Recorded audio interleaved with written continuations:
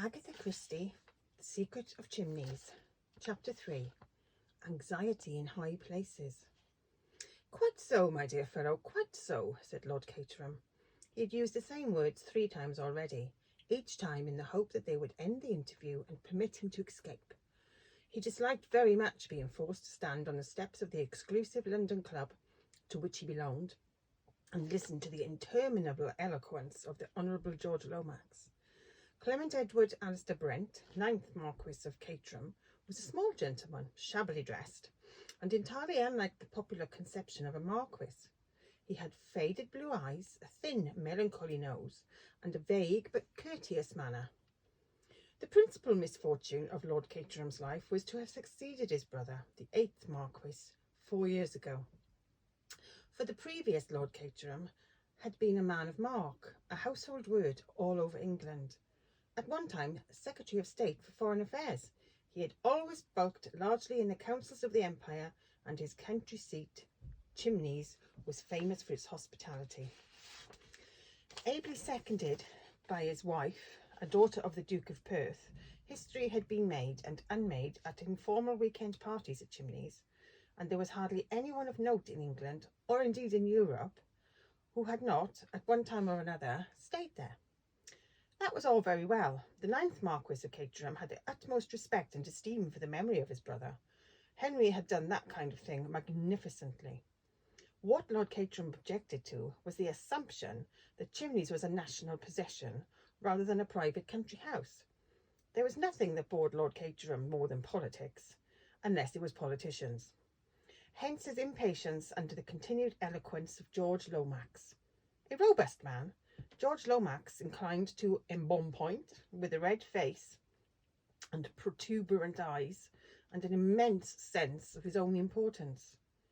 "You see the point, Caterham. We simply can't afford a scandal of any kind just now.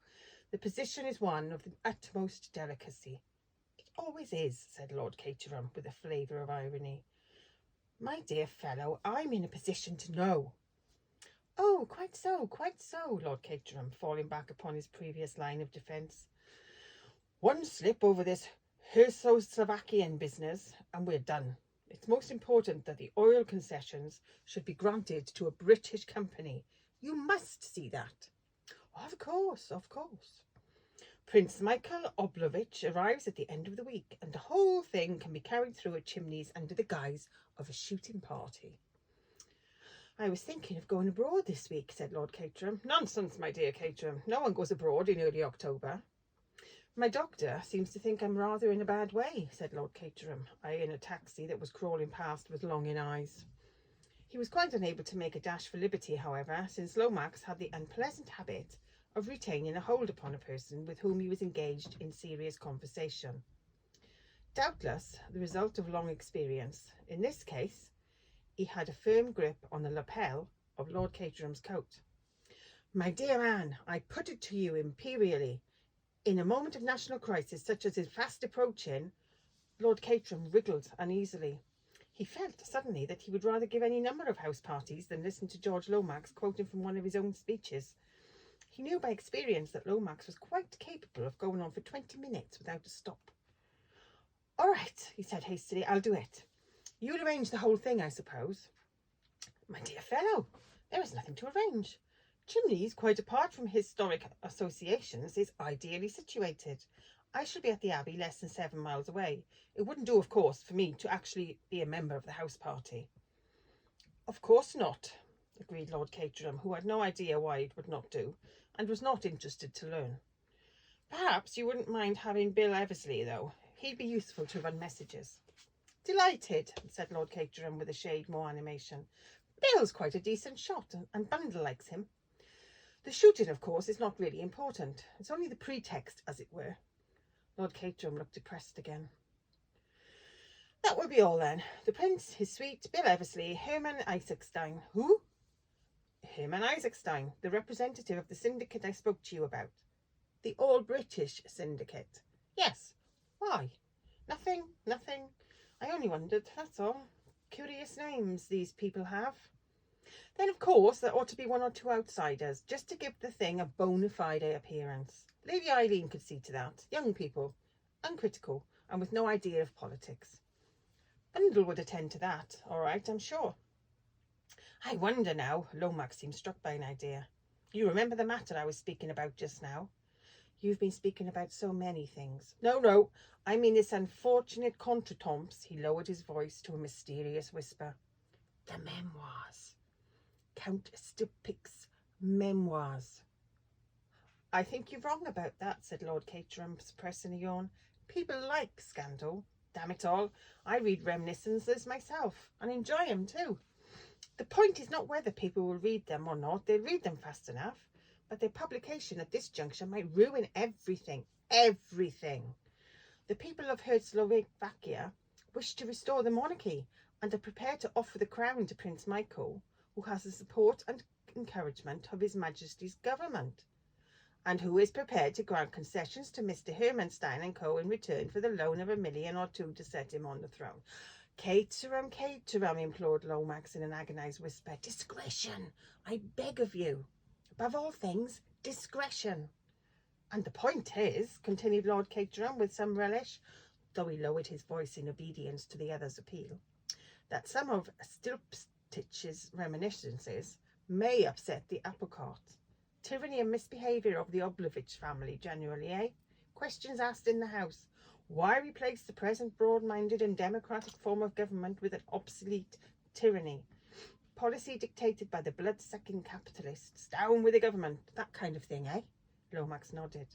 And there might be worse still, he breathed. Suppose, only suppose, that some reference should be made to that unfortunate disappearance. You know what I mean. Lord Caterham stared at him. No, I don't. What disappearance?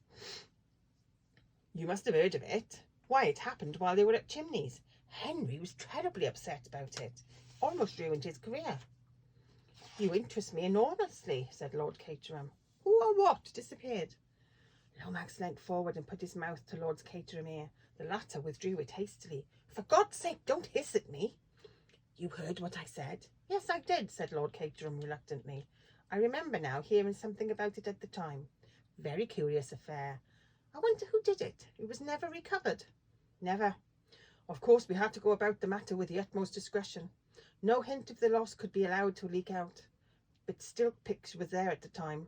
He knew something. Not all, but something. We were at loggerheads with him once or twice over the Turkish question.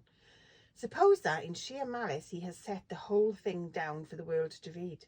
Think of the scandal, of the far-reaching results. Everyone would say, why was it hushed up? Of course they would, said Lord Caterham with evident enjoyment. Lomax, whose voice had risen to a high pitch, took a grip on himself. I must keep calm, he blurted. I must keep calm, but I must ask you this, my dear fellow. If he didn't mean mischief, why did he send the manuscript to London in this roundabout way? It's odd, certainly. You sure of your facts? Absolutely. We had our agents in Paris. The memoirs were conveyed away secretly some weeks before his death. Yes, it looks like there's something in it, said Lord Caterham, with the same relish he had displayed before. We have found that they were sent to a man called Jimmy or James McGrath, a Canadian at present in Africa.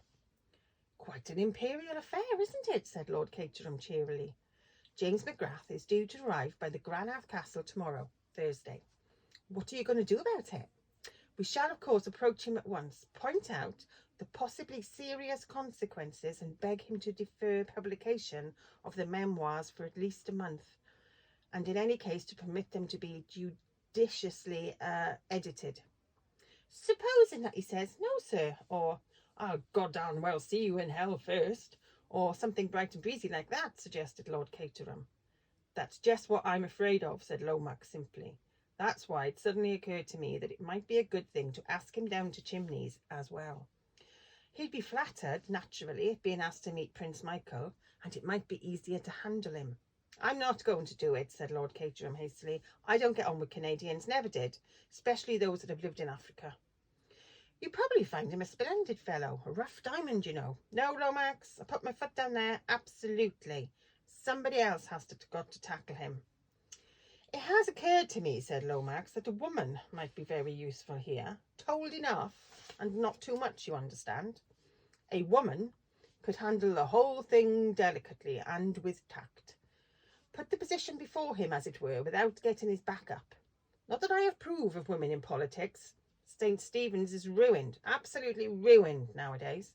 But woman in her own sphere can do wonders. Look at Henry's wife and what she did for him. Marcia was magnificent, unique, a perfect political hostess. You don't want to ask Marcia down for this party, do you? Said Lord Caterham faintly, turning a little pale at the mention of his redoubtable sister-in-law. No, you misunderstand me. I was speaking of the influence of women in general. No, I suggest a young woman, a woman of charm, beauty, intelligence. Not Bundle. Bundle would be no use at all. She's a red-hot socialist if she's anything at all, and she'd simply scream with laughter at the suggestion. I was not thinking of Lady Eileen. Your daughter, Caterham, is charming, simply charming, but quite a child. We need someone with savoir-faire, poise, knowledge of the world. Ah, of course, the very person, my cousin Virginia. Mrs. Revell? Lord Caterham brightened up. He began to feel he might possibly enjoy the party after all. Very good suggestion of yours, Lomax, the most charming woman in London. She is well up in her Slovakian affairs too. Her husband was at the embassy there, you remember. And as you say, a woman of great personal charm. Delightful creature, murmured Lord Caterham. That's settled then. Mr. Lomax relaxed his hold on Lord Caterham's lapel, and the latter was quick to avail himself of the chance. Bye-bye, Lomax. You'll make all the arrangements, won't you? He dived into a taxi as far as possible for one upright Christian gentleman to dislike another upright Christian gentleman. Lord Caterham disliked the on George Lomax. He disliked his puffy red face, his heavy breathing, and his prominent, earnest blue eyes. He thought of the coming weekend and sighed. A nuisance, an abominable nuisance. Then he thought of Virginia Revell and he cheered up a little. A delightful creature, he murmured to himself. A most delightful creature.